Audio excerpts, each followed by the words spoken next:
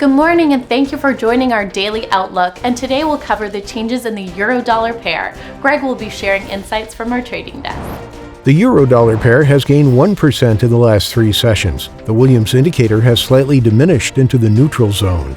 Twitter's stock has gained 3.3% in the last 3 sessions. The stochastic RSI has heated up and is currently neutral. The sterling-dollar pair has added 0.6% in the last session. The stochastic RSI moved sharply into the oversold area. The Aussie dollar pair has added 0.8% in the last 3 sessions. The ATR has warmed up and is now giving a high volatility signal. Thank you. Moving on to the latest updates in the world financial news.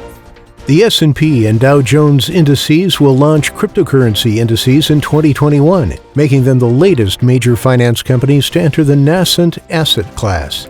Purchasing managers' surveys add to signs economic recovery continues to have momentum in the U.S., while Europe seems set to end 2020 as a weak spot for the global economy.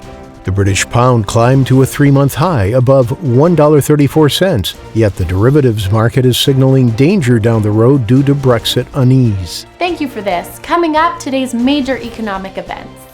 The Australian retail sales will be released at 0:30 GMT. The German factory orders at 700 GMT, the UK construction PMI at 9:30 GMT, the US average hourly earnings at 13:30 GMT, the US non-farm payrolls at 13:30 GMT, and the US unemployment rate at 13:30 GMT.